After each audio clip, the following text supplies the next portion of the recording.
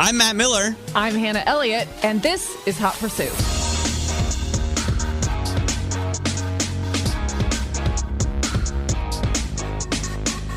All right, today on the show, we have a lot of really cool stuff to talk about. Hannah put out a story about the most valuable cars that have sold at auction, which I'm excited about because there are a couple of really cool modern vehicles, and one I have driven, one I would love to. We are also going to talk about Pagani, Horacio Pagani, because we had a Pagani interview. I guess he was in Asia, in Hong Kong, and he is releasing his third supercar, third generation of the Pagani supercar. Porsche also is releasing a car, both of those in Asia. Hannah's going to tell us why. And we're going to dive deep into the Cybertruck. I've been pumped about this thing for 4 years. And ever since the very first time we saw it, haters have been hating so hard. Elon makes it so easy. But I'm hoping that he hits it out of the park. Hannah, let's talk first about the story that you put out. Obviously, Ferraris are the most expensive cars that have sold on auction. We've been talking about that in this podcast. You've been writing about it for years. That's no big deal. But there were a couple other really interesting sales. Tell us about a couple of them. It's always going to be Ferrari dominating. I think of these top 10, 7 were Ferrari. This is as market-proof as you can get. They're blue-chip cars, of course. Aside from that, a couple other of the brands that came up in the top 10 list are recognizable. We've got that Mercedes Formula One race car, that Lewis Hamilton. That is so awesome. I know. And I think that really actually means that these Formula One racers that have been decommissioned are going to become more and more popular. We had a couple Schumacher cars that sold pretty well last year. Now Hamilton, this car, it was really interesting. They sold it in a theater in Las Vegas at the Wynn Hotel, and it went for almost $20 million. It was like $18.8 million. That's the start of something. That's insane. Yeah. Because I was thinking about this. I have no idea about how many there are out there, but I would imagine there are quite a few decommissioned, at least chassis, right? Because they make a lot, and maybe they don't make a lot of engines. I think there's a rule about how many they can produce, but there must be a lot of rolling chassis out there.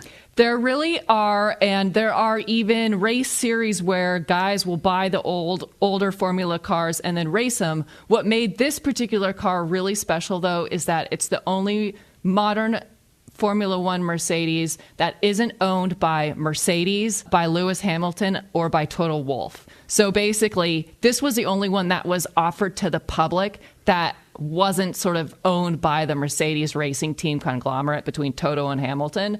So this in particular was super rare. But to your point, there are full-on racing series where guys will buy these old Formula One cars and race them. And I think it's kind of, fun to do if you can afford it. Yeah, $20 million almost. That's a little high for me, but it's so cool, and it wasn't a lame one. It's at least a V8, right? It wasn't like the Schumi V12s or the V10s of Christian Horner's youth, but it still at least is a V8. And there was a really cool clip circulating on social, I'm sure you saw it, where Lewis Hamilton is giving an interview and he hears somebody driving a V10 around the track, and he gets confused, or he gets sort of sidetracked, and he's like, I'm sorry, I just got to listen to that sound. So even he loves it. He's like a real car guy, which is really cool to see. This one in particular, too, it was one of the last to have that particular kind of engine before they changed the rules again. This car was raced. Hamilton won the Hungarian Grand Prix in it in 2013. So this is sort of the last of that particular type of engine, which I'm sure he would recognize by sound. So that made it even extra special. But yeah, it's a dying breed, which is interesting because another car on this list of top sellers, I know you mentioned before, was this Bugatti. Yes. That is also kind of the end of an era. And I know you're kind of obsessed with it. I'm obsessed with the car, which I incorrectly pronounce as Chiron. And I have been, by the way, I even do that with Stephen Winkleman when I'm talking to the former CEO of Bugatti. And you can say it correctly. Well, I would say Chiron or Chiron. Depending on if you're French or not. But honestly, I don't ever correct. I'm not going to be that person. Well, you're right. And every time I say it, especially when I say it like on live television or radio, I feel stupid after. But whatever. Well, it's cool. I have had the honor of the privilege of driving one time on the Bilsterberg circuit in Germany with Winkleman.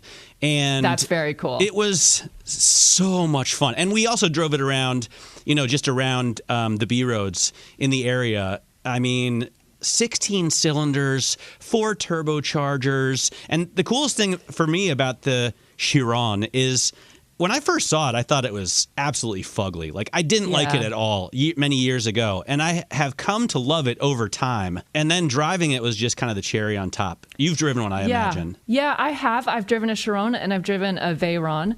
And I'm the same. I don't necessarily like two-tone cars in general, even though I understand their historical precedent. And you have a Rolls Royce. And they're often two-tones. Yeah, so I kind of get your point, but it really has grown on me.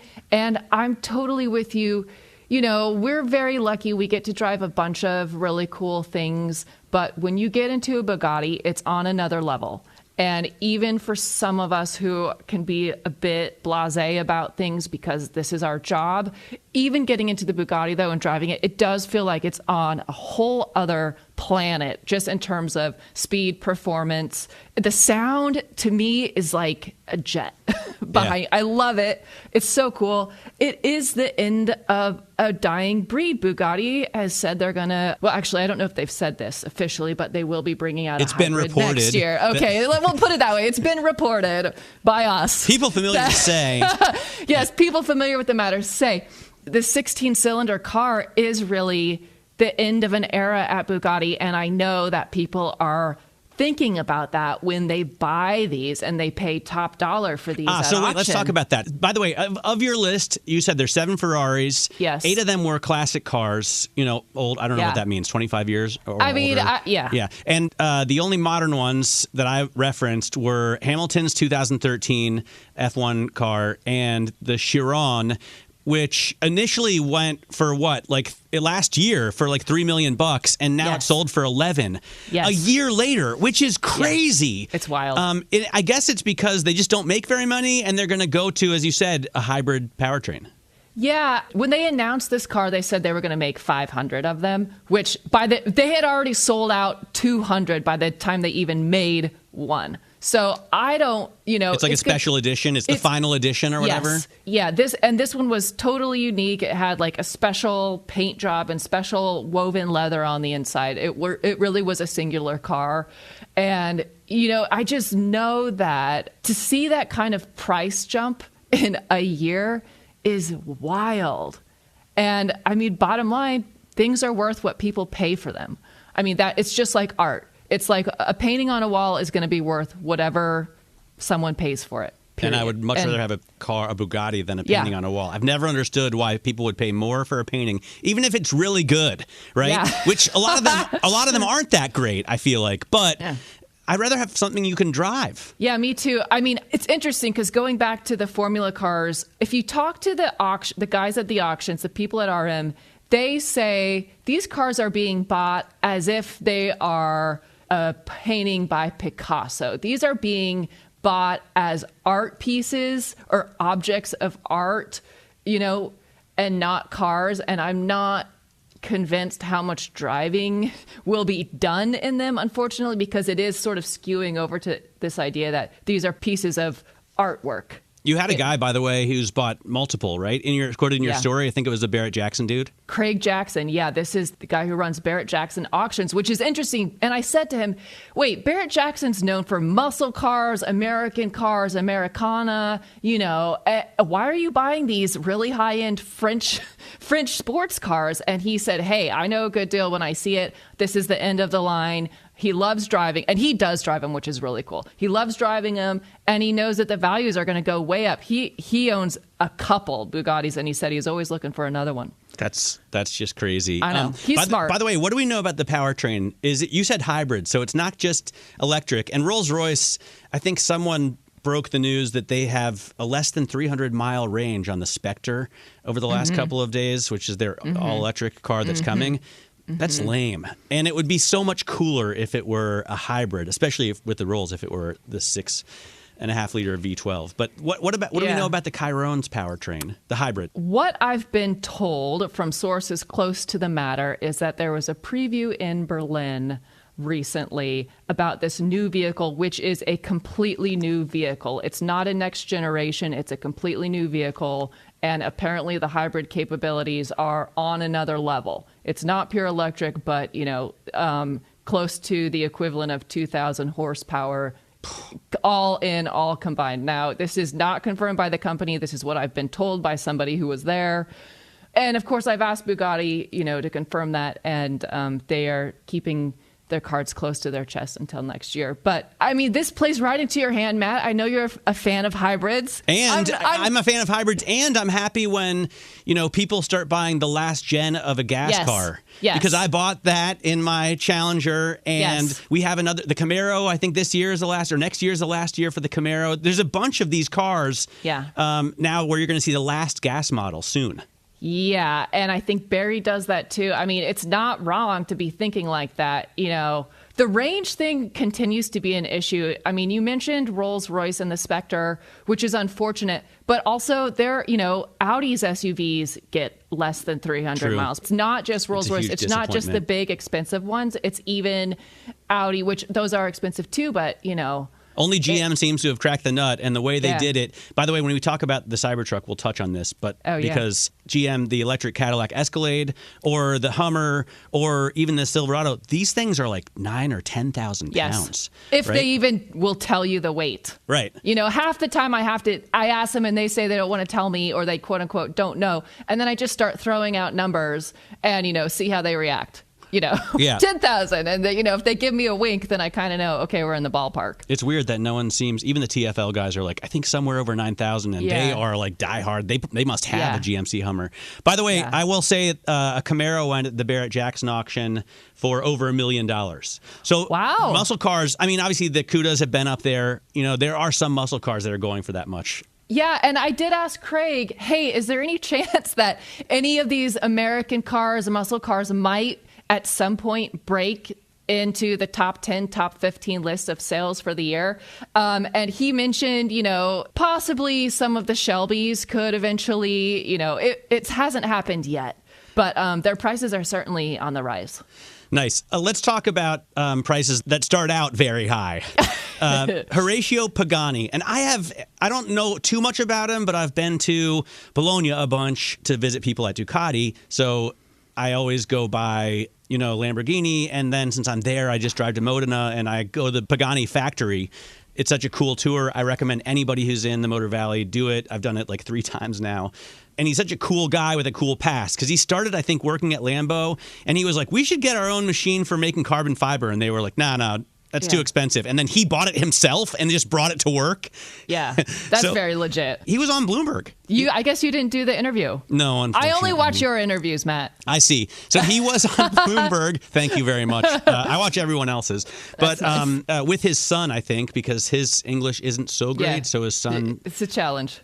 Helps to translate what he's saying. And he's, I think, Argentinian. Yes, half. What is he saying about electric cars and China? Because it seems to me that's where you get the cheapest stuff, but he may someday get a powertrain for his future electric car there. This sounds bad, and I don't mean it to sound bad, but he's kind of talking out of both sides of his mouth because, yes, he does say China's really important for EVs. It's the world's largest EV market. Domestic brands and European brands would do well to watch what Chinese manufacturers are doing in China because they're outselling everybody with electric vehicles. And it's also cheaper to manufacture in China, et cetera, et cetera. But then he says, for supercars, an electric vehicle is still, an expensive, heavy proposition, and they don't have any plans, currently to come out with any electric vehicle at Pagani. And also, they were there to debut their new generation supercar, the Utopia, in Asia. But, the thing is, I actually went back and looked, and they had already shown that in Milan a year or two ago. Oh, then that's not really a debut. Right. So it's coming a little bit late, which the actions tell me China is not really a priority for them as much as maybe he was saying while he was there. The car looks insane. The car looks insane, and he is right about the fact that China is the most important market for electric vehicles in the world. I saw something from our Bloomberg intelligence that said that 60% of all new EVs sold this year around the world will be in China. So that's huge. Yeah, they have over 100 EV makers in China. Business Week had a great story about the EV graveyards you can go to there, where you can see like thousands, tens of thousands of cars just parked and never to be used again. Most of them for Uber-ish purposes. I think whatever their Uber is called, DD. Or I think, though, that Pagani was talking on the Bloomberg interview about the mass market for cars. And, of course, what he does is something very different, because at his factory where they put them together by hand, they only make a few dozen, maybe like 50 a year. He's still using, I think, a Mercedes 6.5-liter Mercedes V12 in his, or he was at least in the Huayra. All of his cars kind of look the same, the Zonda, the Huayra. The new one, I think, is the best looking of the bunch, but maybe that's because it's, new. I agree. And honestly, it's difficult to tell them apart. Yes. I mean, that's, to me, one of the problems of Pagani, but maybe they don't see it as a problem. I can't tell them apart on the road. I have no idea what I'm looking at. For me, the cool part about it is whenever I'm in any car that's not a Rolls Royce, I'm looking at the dials, the knobs, the touch points, and I'm thinking, man, I wish they had CNC'd this out of aluminum block. I wish they'd really gone the extra mile on every single piece, and that's what he does. Yes. Like the guy from Icon when he makes Jonathan Ward. Yeah. I recently saw a video where he's talking about this Mercedes, I think it was a 300 SEL that they put a GM V8 supercharged V8 into, and it looked so awesome. And but he redesigns every single piece, even if he wants the car to look factory original, because he wants that quality. So even a knob that is plastic, he'll CNC it out of aluminum and make it look exactly the same as the plastic one, but it's just more of a solid piece. That's cool. I like the attention to detail. It kind of reminds me of Spiker. You remember Spiker? Yes, yeah. They kind of did the same thing, which was really nice. It's like jewelry in a way. Spiker was automotive Dutch, jewelry. right? I think so, yeah. Exactly. It's like jewelry. It's like art, which is what I really think a Pagani is. So the thing is, when I was at the factory last time, I thought, man, these engines they use are getting kind of old in the tooth. But it doesn't matter, because it's not really about that. He says he doesn't want to use batteries because they're not lightweight enough. But who cares in a Pagani? I guess. I mean, are you tracking a $5 million Pagani? I can't imagine. I have never driven a Pagani. That's, I think, one of the only vehicles I've never driven. I've ridden in one, but I wasn't allowed to drive it. Amazing. So I'm still waiting for that time behind the seat. I have a long list of cars I've never driven. Pagani, obviously I've never driven a Pagani, a Koenigsegg, what do you call it, a Rimac. Rimac would love you, Matt. I'm very surprised. You and Mate would be bros. I would. Big time. I would like to meet him, and I'd also love to hear what he has to say to Horatio Pagani about, because he's made an electric supercar. Yeah, I know.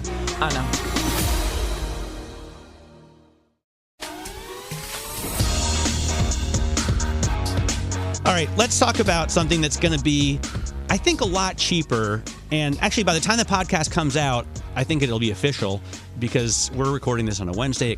Tomorrow, Tesla delivered the first Cybertrucks. What are we hearing? It's going to be about 50 grand. Maybe it'll be 60 or 70, but that's fairly affordable. Yeah, it's fairly affordable. It's like that much money plus 4 years of your emotional roller coaster up and down following. Did you put a deposit down on one? I didn't, and now the wait list is 5 years. I mean, more than 1 million people have reserved one. Have you seen one in real life at all? I have not seen one in real life, but I've seen all of the prototypes on the internet, and I've seen Doug DeMuro had a video where he trashes the gaps. Everyone's talking about the panel gaps. I'm hoping that from the very beginning, when Elon Musk broke the window with a bowling ball or whatever. That is an iconic moment. To the panel gaps now, I'm hoping that's all been a ruse. Wow. And that he's going to put out the most amazing and solid stainless steel piece of artwork you've ever seen. Yeah, why put your best foot forward with all your first impressions? We'll save it. We'll save the good stuff. So we'll just get rid of the bad stuff first, and then we'll save it for it seems like for everyone else. He likes to make a bad impression. It gets him a lot of press. Right. Well, I have seen a couple Cybertrucks. I saw the one here in LA at the Peterson Museum on display, which I think they probably would have been better off if they didn't display it, because it did give everyone a chance to go over it, and you don't even have to look that close to see the poor works. But it's pre-production. Yes, and I have seen another one actually driving through the streets in LA. I of course, am not in manufacturing, but I know that stainless steel tends to show every flaw. And this entire truck is made out of stainless steel. So, yes, I think stainless steel doesn't need to be painted. It resists corrosion, but it's going to show every little detail. And in a company that has already struggled with fit and finish on regular cars, my confidence that they're going to all of a sudden be wonderful on this one, which is even more challenging to manufacture, is low. Rather low. I mean, one cool thing, DeLoreans still look awesome, and the finish looks new when you see them. Yeah. And I don't know how old a DeLorean, they must be almost as old as me, so very old. I love the stainless steel look. Apparently, they've had trouble because of the glare. Like, it gives off so much glare that it's problematic. Yeah. And so the designer, he wrapped one in matte black. I think he did a horrible job of the wrap. He left bubbles and tears in it, and then he drove it to a big event. So everybody was like, even the wrap sucks. Oh, God. But I'm hoping it's going to be cool because it's just a different take on, number one, on cars. Like, you haven't seen that kind of design. It is very like DeLorean, Countach, this kind of brutalist, no curves, straight lines. I like that. And it's different from other Teslas. Like, my problem with Tesla, the Model S, if you look at it for a while, can be a beautiful vehicle. But then the rest of them all look kind of the same, like just different versions of the Model S. And then it makes all of them suck in a way. Let me get this straight, just so I'm clear. So you think the Model S is potentially beautiful, but you do not like the curvature on like a Mercedes S-Class. Is that what you're saying? Actually, I don't like the curvy Mercedes design language. That's not, on the E-Class, because they on the C. both kind of look like lozenges. Yeah, that's the the problem that I have. To you looks I think the Model better. S, because it's stretched out more and it's got a longer nose, it's sleek. It looks a little bit like it's got that Jaguar Aston Martin kind of design language. No way you're comparing a Tesla to an Aston Martin. No way. In a way, it looks kind of like... I think the sleep deprivation is getting to you, Matt. It could be. I just had a kid and on Saturday, and I haven't slept for more than 3 hours. Anyway, my point is they all look alike, and that makes me not even like the one that could look the best. So I think it's cool that they're making something that looks totally different. This doesn't look like any other Teslas or any other cars. Yeah, okay. I do think the DeLorean's a good comparison, but also look at what happened with DeLorean, the company, and DeLorean, the man. They also were swindlers. And I hate the feeling that someone is swindling me and my friends out of our hard-earned money. And it just feels a little like, wow, you promised this in 2019. You promised it by 2021. It's now almost 2024.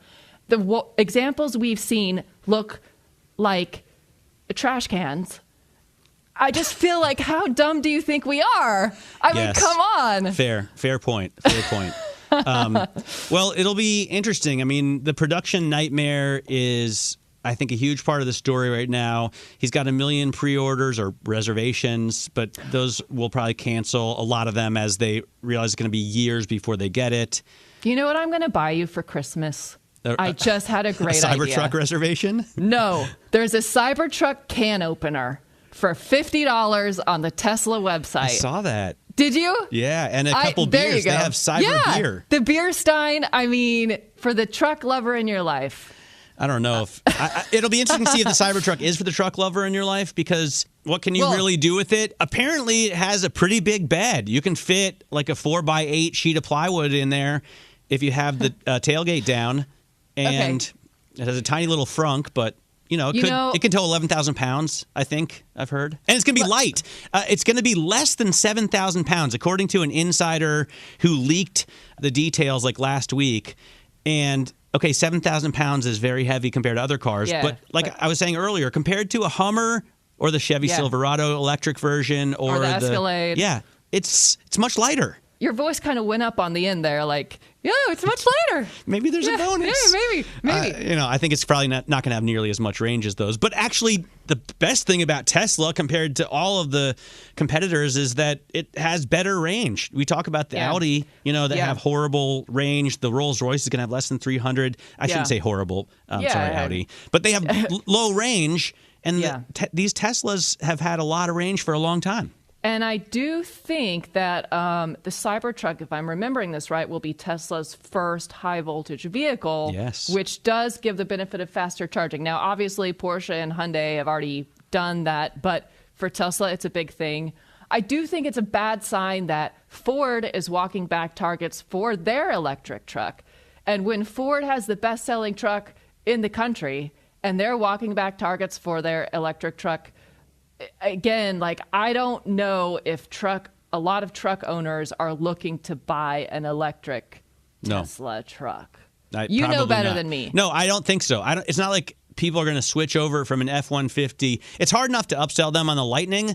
Yeah. It's not like they're going to buy a Tesla because they want something that looks like a truck, All right, what do you have coming up? Do you have any... Oh, you know what I'm doing next week? What? I'm going to go drive the 911 ST. Okay, so the 911 ST... We discussed this. What exactly is it? I mean, is it just like the most perfect 911 and they charge an extra $100,000 for it? Well, I think so. So this is supposed to be like the top end of their top end. It's a $300,000 version of the 911.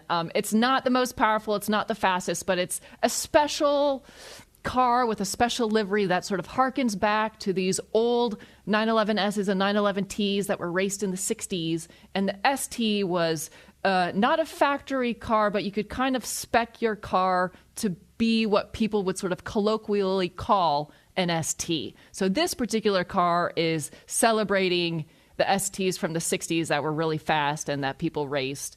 It has just over 500 horsepower. It's not like the most powerful car, but it is naturally aspirated. Exactly. Great point. And it's just sort of a beautiful throwback celebration of the heritage. The guys who are really into the long lineage of Porsche racing will really like it. It's a limited edition. I think it's limited to under 1,000. So it should be really special. I'm looking forward to driving it. So it's like a 911R. But maybe even better because it's going to have the newest technology, but they can make you not notice that, which I think is the point of the R and the point of this as well. I feel like I've seen on Instagram you've been really heavily watching some motorcycle races. Yeah. I do want to talk about motorcycles for a minute, even though a lot of car people don't care. The season of MotoGP ended. While my wife and I were having a baby in the hospital, I brought my iPad. I have MotoGP.com. So we watched on Saturday, before her delivery, we watched the sprint race. And then on Sunday, after we had the baby, we watched the race. And Ducati won again. Pecco Bagnaia defended his championship. It was very cool. But the most exciting thing about MotoGP is this new season kicked off on Tuesday with testing, and Marc Marquez, who is one of, if not the greatest motorcycle race driver of all time, quit Honda, where he'd been forever, and has switched to Gresini Ducati. So he got on a Ducati on Tuesday and was one of the fastest riders on track. Wow. On his first day. Wow. It's going to be awesome. What a talent. What a talent. No one cares about that. Also, KTM is putting out a new 1350cc version of the Super Duke. It's called the 1390, which annoys the hell out of me. Why? Because it's 1350 cc's. Why is it called a 1390? Sounds like Ducati does this too. It annoys me that when the nomenclature should fit with the motor. And in the past, right, with Ferraris and with BMWs, you could always tell what the motor was by the nomenclature, and they've all broken away from that.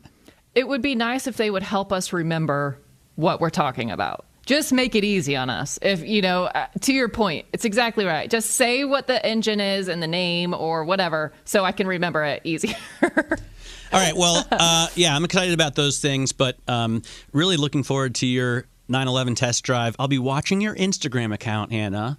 Thanks. For pictures of the car. What is your Instagram account? It's Hannah Elliott XO. That's Hannah with an H, Elliott with two L's, two T's. But only one XO on the end. Only one XO. That's all it takes.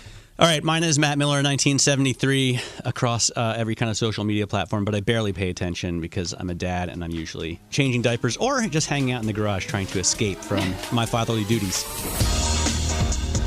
We can be heard on Apple, on Spotify, or any place you download your podcast. Every Saturday morning, we drop a new edition of Hot Pursuit. So tune in next time. I'm Matt Miller. And I'm Hannah Elliott, and this is Bloomberg.